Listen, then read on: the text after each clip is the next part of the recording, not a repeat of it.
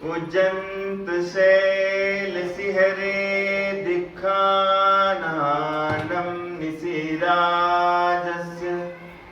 तं धम्मचक्रवर्तिं हरिठनेमिं नमंसामि।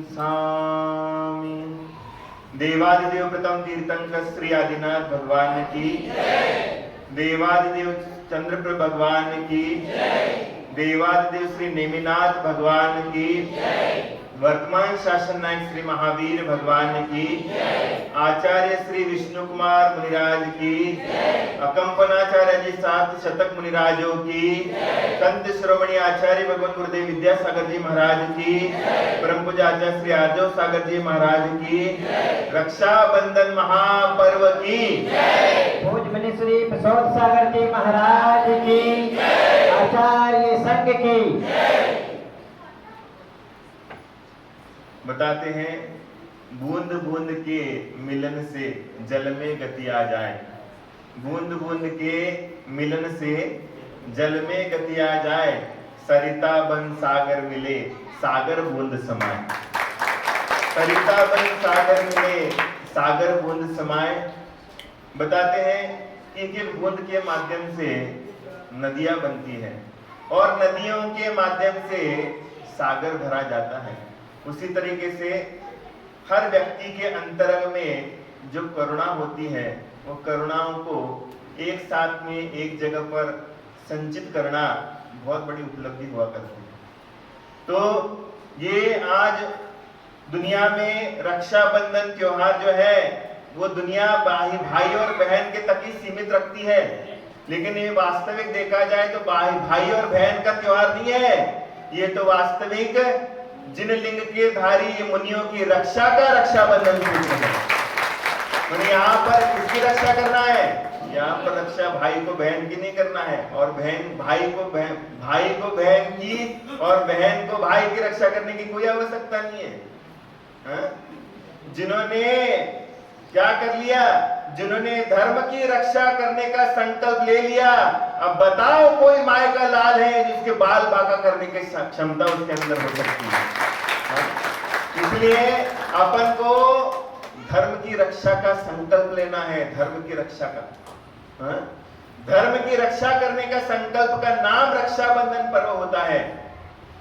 ये तो अपन ने बना लिया घर में जाकर के कि भाई ने बहन को राखी बांधी और बहन ने भाई को राखी बांधी, हो गया तुम्हारा रक्षाबंधन त्योहार।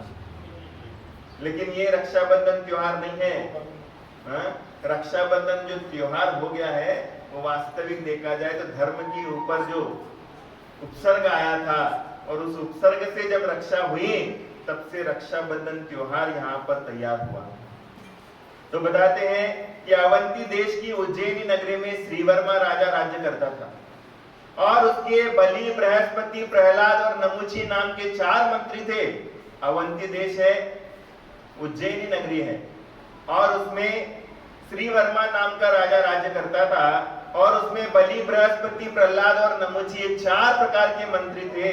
और वो क्या है, वहां पर एक समय शास्त्रों के ज्ञाता अकंपनाचार्य महाराज 700 मुनिराजों के साथ उस नगरी में पधारे। 700 मुनियों के साथ उस नगरी में मुनिराज का आगमन हुआ जिनका नाम था अकंपनाचार्य महाराज।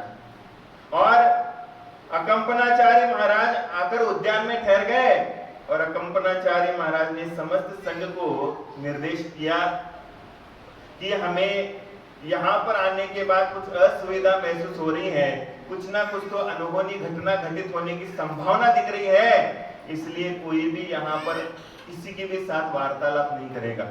ऐसा मुनिराज ने सभी संघ के संगस्थ शिष्यों को क्या कर दिया, आदेश दे दिया।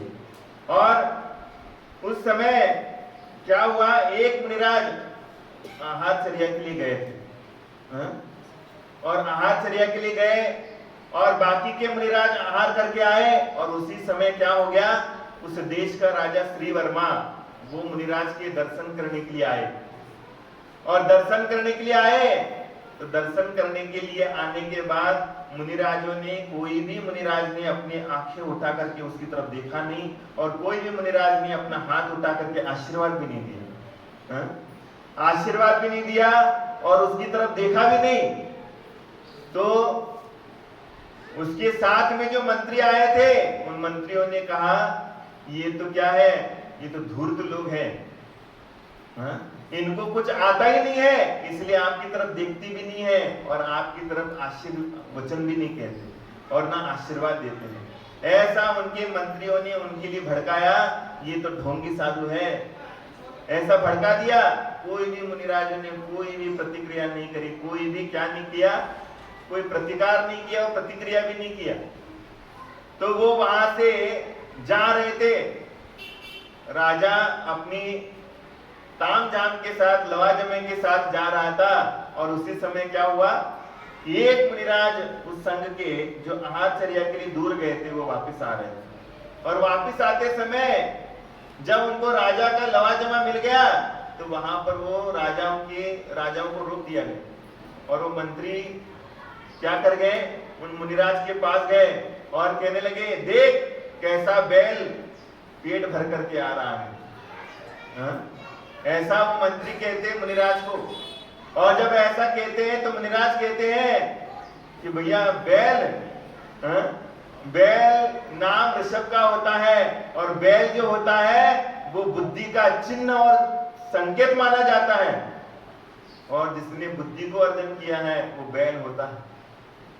तुम बैल किसको कह रहे हो? तो अगर तुम्हारे लिए हम बैल दिख रहे हैं तो तू कोई भी शंका मेरे लिए पूछ ले, तेरे हर शंका का समाधान मैं देने के लिए सक्षम हूं। ऐसा मुनिराज ने उसको ललकारा और जब ललकारा तो उन मंत्रियों ने महाराजों के साथ शास्त्रार्थ किया और जब शास्त्रार्थ किया तो भरे चौराहे पे मुनिराजों ने क्या कर दिया, उन श्रुत सागर नाम के मुनिराज ने उस चारों के चारों मंत्रियों को शास्त्रार्थ में परास्त कर दिया और वहां के जो राजा लोग थे वो सारे के सारे क्या हो गए, जैन धर्म से प्रभावित हो गए और जिन शासन का डंका बज गया वहां पर। और जब जिन शासन का डंका बज गया तब ये चार मंत्रियों को अपमानित होना पड़ा था। तो उन्होंने क्या कर दिया, ये महाराजियों के कारण हमारे लिए इतना बड़ा अपमान हो गया। तो ऐसा करके क्या कर दिया, उन्होंने अपने मन में ठान लिया अब मैं साधु के प्रति बैर निकालूंगा। तो क्या है, रात का समय है, चारों मंत्री तलवार लेकर के मुनि संघ के पास आते हैं और ये मुनिराज जब शास्त्रार्थ करके अपने संघ में जाते हैं तो अपने गुरु से कहते कि रास्ते में मेरे को शास्त्रार्थ करना पड़ा। तो मुनिराज कहते तो उन्हें बोल करके बहुत बड़ा क्या कर लिया, उपसर्ग मोल ले लिया। इसलिए अब सारे संघ को बचाना है, इसलिए तुम्हें क्या करना पड़ेगा, जिस जगह पर शास्त्रार्थ हुआ था वहीं पर तुम्हें कायोत्सर्ग ध्यान करना है, खड़े रहना है वहां पर। तो मुनिराज उसी जगह पर जाकर के खड़े हो गए जहां पर शास्त्रार्थ हुआ था और ये चारों मंत्री मुनियों को मारने के लिए तलवार लेकर के आ रहे हैं और तलवार लेकर के आ रहे हैं तो रास्ते में दिखते हैं तो वही मुनिराज है जिनके साथ शास्त्रार्थ हुआ था और वही मुनिराज ध्यान मग्न अवस्था में खड़े हैं। तो ध्यान मग्न अवस्था में खड़े हैं तो वहां पर क्या करते हैं, अब अपन को तो द्वेष इसी से हुआ था क्योंकि क्या है, लड़ाई झगड़ा इसी के माध्यम से हुआ था। तो अब यही मिल गया है, अब बाकी को क्या करने की आवश्यकता। तो उन्होंने क्या कर दिया, चारों मंत्रियों ने तलवार उठा करके मुनिराज को चलाने का प्रयास करते हैं। चारों तलवार जैसे उठाते वहां का नगर देवता, नगर रक्षक जो देवता होता है वो वहां पर प्रकट हुआ। उसने चारों के चारों मंत्रियों को कीलित कर दिया, चारों के चारों मंत्रियों को कीलित कर दिया और सवेरे हुई जैसे सुबह हो गई, सारे लोगों का आवागमन हो गया। सारे लोग देखते हैं कि मुनिराज ध्यान मग्न अवस्था में खड़े हैं और चारों मंत्री तलवार लेकर के मारने के लिए खड़े हैं। ये देखने के बाद राजा आता है श्री वर्मा और वर्मा राजा आने के बाद उनका कीलितपना बंद किया जाता है और वो हिलते फिरते हैं। फिर क्या करते हैं, राजा उनको सजा सुनाता है, गधे के ऊपर बिठाता है, कहने लगे तूने इतने पूज्य मुनियों के ऊपर उपसर्ग किया और इसलिए तेरे लिए गधे के ऊपर बिठाने की शिक्षा देते हैं और तेरे नगर के बाहर रास्ता दिखा देते हैं, राज्य के बाहर निकाल देते हैं और राज्य के बाहर चले जाते हैं गधे के ऊपर। तो इस तरीके से उनको नगर के बाहर का रास्ता दिखाया जाता है और यही चारों मंत्री घूमते घूमते क्या होते हैं, एक दिन यहाँ पर हस्तिनापुर नगर में आते हैं। और हस्तिनापुर नगर में क्या होता है, वहां का जो राजा रहता है वो राजा नाम था महापद्म। महापद्म नाम का राजा राज्य करता था। उसके पद्म और विष्णु नाम के दो पुत्र थे। उसके पद्म और विष्णु, उसमें से विष्णु कुमार और महापद्म नाम के जो राजा है ये दोनों दीक्षित हो जाते हैं, माने पिता और पुत्र दोनों भी दीक्षित हो जाते हैं और पद्म नाम के बड़े पुत्र के लिए राज्य दिया जाता है। तो यहाँ पर एक बार ऐसा होता है कि कुंभपुर के दुर्ग का जो सिंहबल राजा था वो बहुत ही परेशान करता था, किसको, पद्म नाम के राजा को, जो हस्तिनापुर का राजा था। और यहाँ पर आने के बाद ये चारों मंत्रियों ने क्या कर दिया, ये चारों लोगों ने उस सिंहबल को पकड़ करके कि पद्म नाम के राजा के सामने ला करके खड़ा कर दिया। अब उसकी टेंशन खत्म हो गई दिमाग की, तो उसने बोला कि अब तुम्हें वर क्या चाहिए बोल। तो कहता है हम समय आने के बाद आपसे वर मांगेंगे, तब तक आप अपने पास सुरक्षित रखिए। तो ऐसा करके वो वर उनके पास सुरक्षित रखते हैं और कुछ दिनों के पश्चात हस्तिनापुर नगर में अकंपनाचार्य 700 मुनिराजों का आगमन हो जाता है। और 700 मुनिराजों का आगमन हो जाता है तो वो बलि, बृहस्पति, प्रहलाद और नमूची ये चारों मंत्री समझ जाते कि इन्हीं मुनिराजों के कारण मेरा अपमान हुआ था। तो क्या करते हैं, वो अपने राजा से कहते कि हमने आपके सामने वर मांगने के लिए बोला था, वर देने के लिए बोला था, आपके पास सुरक्षित है, वो आप हमें वर चाहिए। तो कहते क्या वर चाहिए बताओ, दिया जाता है तुम्हें। तो कहते हमें 7 दिन के लिए राज्य दे दो, राजा बना दो 7 दिन के लिए। तो कहता ठीक है मैं 7 दिन के लिए देता हूं तुम्हारे लिए राज्य। और जैसे 7 दिन के लिए राज्य देता है तो सारे के सारे क्या करते हैं, वहां पर जो सैनिक होते हैं सैनिकों को बुलाता है और कहता है मुनिराजों की चारों ओर क्या करना है, तुम्हारे लिए अग्नि जलाना है, क्योंकि मेरे लिए यज्ञ करना है, नरमेघ यज्ञ करना है, माने आदमी को जिंदा क्या करना है, जलाना है। और इस तरीके से उन मुनिराजों के आसपास क्या करता है, अग्नि का तांडव मचा देता है। और 700 मुनिराज अपने उपसर्ग को मान करके ध्यान मग्न बैठ जाते हैं। और ध्यान मग्न अवस्था में बैठ जाते हैं तभी एक मुनिराज तपश्चर्या करते हुए पाए जाते हैं। उनके लिए श्रवण नक्षत्र वो हिलता हुआ देखता है और नक्षत्र हिलता हुआ देखता है तब वो मुनिराज कहते हैं कि यहाँ पर हस्तिनापुर नगरी में मुनिराजों के ऊपर उपसर्ग हो रहा है और ये उपसर्ग दूर करने के लिए पात्रता विष्णु कुमार मुनिराज के पास है, क्योंकि उनके पास विक्रिया रिद्धि है। वही इस संकट का निवारण कर सकते हैं। तो उनके क्षुल्लक को भेजते हैं और विष्णु कुमार मुनि को संकेत कर देते हैं। विष्णु कुमार मुनि कहते हैं मेरे राज्य में जहां पर मैं जन्म लिया था उसी राज्य में मुनियों के ऊपर घोर संकट आ रहा है। तो वो क्या करते हैं, उसी समय कहते कि मेरे लिए विक्रिया रिद्धि प्राप्त हुई, ऐसा हाथ ऐसा कर देते हैं तो हाथ जाकर के सुमेरु पर्वत को टच कर देता। तो कहते हैं मेरे को रिद्धि प्राप्त हुई, उनको मालूम नहीं रहता। तो उस शुल्लक आके बताता है और बताने के बाद उनको वो सारी चीजें समझ में आती है। तो वो छोटे ब्राह्मण का रूप धारण करते बटू का, और बटू का रूप धारण करके बलि जो 7 दिन का राजा बन के बैठा है उसके पास जाते हैं। कहते हैं कि ब्राह्मणों को पहले यथाशक्ति क्या किया जाता था, दान दिया जाता था।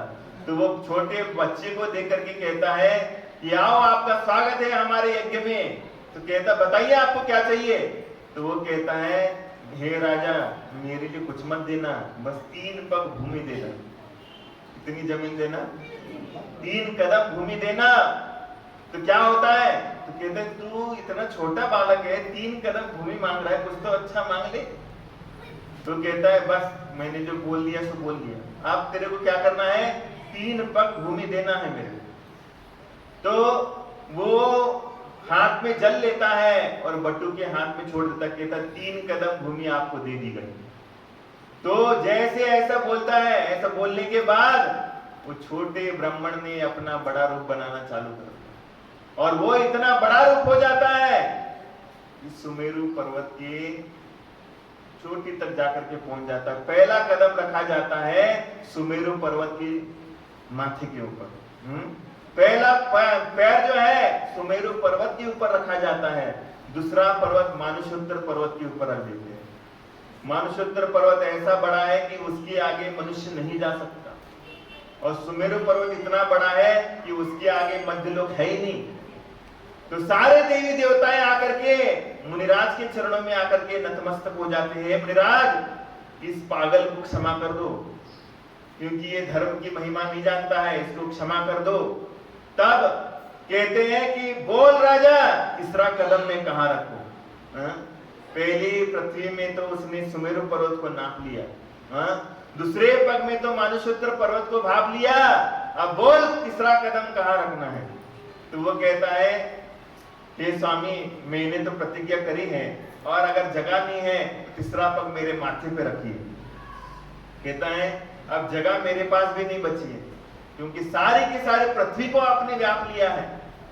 तो अब तीसरा कदम जो है मेरे सिर पे रखिए, ऐसा कहता है। तो कहते हैं तूने 700 मुनिराजों के ऊपर घोर उपसर्ग किया, और इसलिए जब तक तू क्षमा नहीं मांगेगा तब तक तेरा कोई खैर नहीं। ऐसा मुनिराज बोलने के बाद वो उन मुनिराजों के चरणों में गिड़गिड़ाता है, और मुनिराज जो है उसके कदम जो है सिर पे रख करके बाजू टिका देते हैं, और कहते हैं बस मेरे लिए तेरे अंदर का अहंकार तोड़ना था। और इसलिए इस तरीके से उन बलि राजा जो था, वो बलि राजा ने भी क्या कर लिया, बलि राजा ने भी महाराजियों से क्षमा याचना मांगी, और क्षमा याचना मांगने के बाद 7 दिनों से वो यज्ञ चल रहा था, और 7 दिनों से यज्ञ में मुनिराज ध्यान मग्न अवस्था में बैठे थे। पूरी तरीके से दशों दिशाएं क्या हुई, धुएं से लिप्त हुई रहती, कई जानवर पशु काटे जा रहे थे। तो ऐसे हिंसा का तांडव होने वाले स्थान पे विष्णु कुमार मुनिराज ने आते ही क्या कर दिया, पुष्प वृष्टि करना चालू कर दिया, और मुनियों का उत्सर्ग दूर हो गया। और मुनिराज का उत्सर्ग दूर होने के बाद सारी की सारी धरती के ऊपर देवता लोग आकर के पंचाश्चर्य की वृष्टि करना चालू कर दिए, और सारे देवताओं ने आकर के विष्णु कुमार मुनिराज की प्रशंसा करी, स्तुति करी। और स्तुति करने के बाद क्या हो गया कि दूसरे दिन सारे नगर में घर घर में चौके लगे। घर घर में चौके लगे, और घर घर में चौके लगने के बाद सारी प्रजा ने 700 मुनिराजों का पड़गान कराया, और पड़गान कराने के बाद क्या कर दिया, खीर खिला करके मुनिराजों का क्या कर दिया था, पारना कराया था। दूध से बनी खीर होती है, उसी से मुनिराजों का पारना कराया था। तो वो दिन जो है वो आज का दिन है, जिसको बोलते हैं श्रावण शुक्ल पूर्णिमा। वही दिन आज है, और उसी के दिन जो है आज ही के दिन विष्णु कुमार मुनिराजों ने 700 मुनिराजों के ऊपर उपसर्ग दूर किया था। और उसी पर्व के खाते आज अपन रक्षाबंधन पर्व मनाते हुए आ रहे हैं। और ये वास्तविक पर्व जो है भाई बहन का नहीं है, ये तो मुनियों की रक्षा का क्या है, त्योहार है। इसलिए अपन को किसकी रक्षा करना है, अपन को मुनियों की रक्षा करने का संकल्प लेना है। क्या करना है, मुनियों की रक्षा करने का संकल्प लेना है। तभी जाकर के आप जीवन में धन्य धन्य हो जाओगे, तभी जाकर के आपके जीवन में रक्षा बंधन पर्व जो है वो मानना सफल माना जाएगा। ऐसे पर्व का सानिध्य तुम्हें मिला, तो ऐसे ही रक्षाबंधन पर्व ये अपन ने मनाया। उसके साथ साथ यहाँ पर विष्णु कुमार महामुनिराज की पूजा करी, और उसके साथ साथ अकंपनाचार्य आदि 700 मुनिराजों ने भी यहाँ पर उपसर्ग सहन करके अपनी चर्या का निर्वाह करते हुए अंत में मोक्ष पद को प्राप्त कर दिया। और विष्णु कुमार मुनिराज ने भी प्रायश्चित लेकर के पुनः दीक्षा ले ली, और वो भी उसी भाव से मोक्ष चले गए। जय बोलो विष्णु कुमार महामुनिराज की, अकंपनाचार्य आदि 700 मुनिराजों की। तो ये आज का ये पर्व का ये दिन अपन ने मनाया। अब यहाँ पर इस तरीके से आज का रक्षाबंधन त्योहार